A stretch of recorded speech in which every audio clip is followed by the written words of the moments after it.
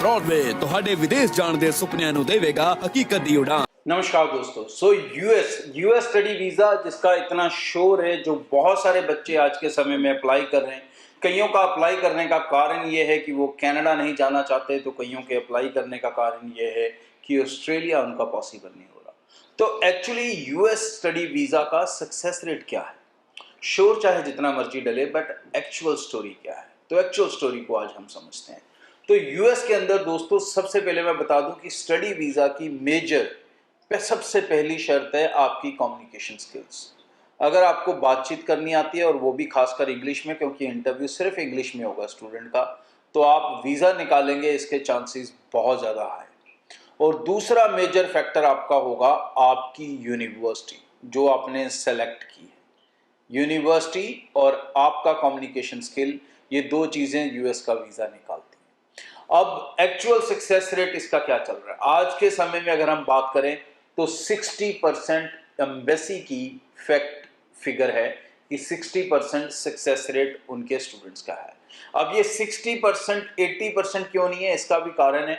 ये इसलिए कि बहुत सारे स्टूडेंट्स ऐसे डाले जाते हैं जो एक्चुअली एलिजिबल नहीं होते, जिनको एक्चुअली इंग्लिश अच्छे से आ नहीं होती, जो एक्चुअली अच्छे से इंग्लिश की तैयारी भी नहीं कर सकते इंटरव्यू की, लेकिन कंसल्टेंट अपने लालच के लिए उनको यूएस सजेस्ट करते हैं, जो कि ब्रॉडवे बिल्कुल भी इस प्रैक्टिस को फॉलो नहीं करता।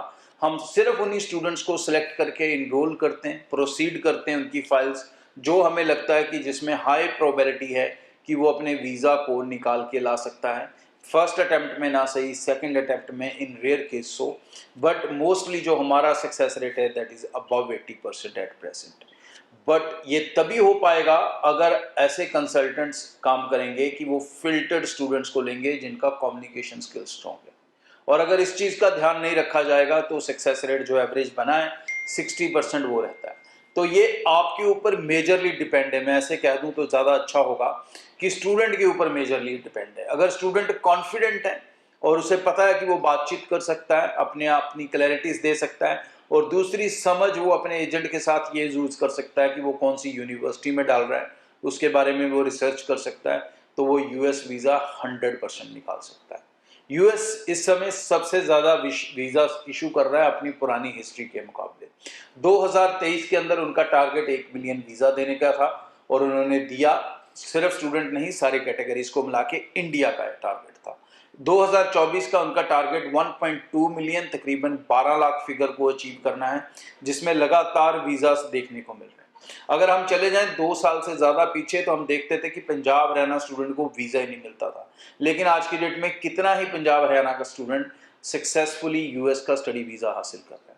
और आगे आने वाली गवर्नमेंट, जिसके काफ़ी ज़्यादा चांसेस हैं कि ट्रंप गवर्नमेंट आ रही है, तो उन्होंने ऑलरेडी अनाउंस कर दिया है कि जो स्टूडेंट्स आएंगे उनके लिए हम ग्रीन कार्ड का एक बहुत अच्छा पाथवे बनाएंगे, ताकि वो टैलेंट यहाँ से एजुकेशन लेने के बाद वापस ना जाए और उल्टा यूएस में रहे, क्योंकि उनको स्किल्ड लोगों की भी बहुत ज़रूरत है। सो यूएस के अंदर इस समय अपनी एप्लीकेशन लगाना सबसे समझदारी का डिसीजन होगा, क्योंकि ये ऐसी कंट्री है जहाँ पर दीवारें कूद कर लोग जाते हैं, अपनी जान का रिस्क लेकर जाते हैं, और फिर एक शानदार फ्यूचर वो अपनी फैमिली का बना पाते हैं। तो आप अगर स्टडी वीज़ा के रास्ते में जा रहे हो और इतने सस्ते में भी जा रहे हो और डायरेक्ट जा रहे हो और पूरे लीगल प्रोसेस में रहोगे, तो आप सोचो कि आप कितना अच्छा फ्यूचर बना सकते हो। सो आगे भी इस चैनल के साथ जुड़े रहें फॉर लेटेस्ट इंपॉर्टेंट अपडेट। और यूएस एप्लीकेशंस के लिए तुरंत दिए गए स्क्रीन पे नंबर है, उसको कांटेक्ट करें। हमारे ऑफिस पूरे नॉर्थ इंडिया में हैं, जम्मू, पंजाब, हरियाणा, न्यू दिल्ली, गुजरात, और अपनी एप्लीकेशंस को निश्चिंत होकर चलाएं। Thank you. सो यूके को लेके गवर्नमेंट की तरफ से कल एक बहुत शानदार वेलकमिंग नोट आ गया।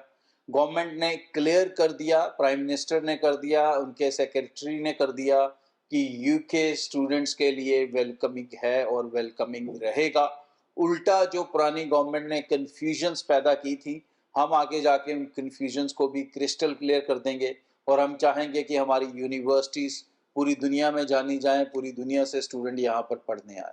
तो मैसेज बहुत क्लियर और स्ट्रॉन्ग आ चुका है। और इसके साथ साथ एक और अच्छी न्यूज़ ये आ चुकी है कि डी मॉन्टफोर्ट यूनिवर्सिटी, जो कि एक बहुत शानदार यूनिवर्सिटी है, बहुत रिनोन्ड यूनिवर्सिटी है, बहुत वैल्यूएबल यूनिवर्सिटी है यूके के अंदर, ये बेस्ड है लेस्टर सिटी में।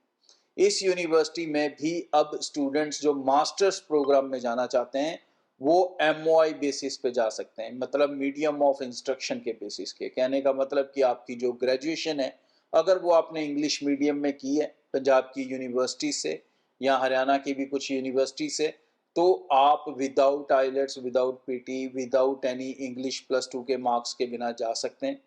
आपका गैप 7 साल से ज़्यादा नहीं होना चाहिए अगर आप MOI का बेनिफिट लेना चाहते हैं। और ये university definitely one of the best university है जिसको मैं पर्सनली रिकमेंड कर सकता हूँ। हमारे बहुत से स्टूडेंट इसमें गए हैं।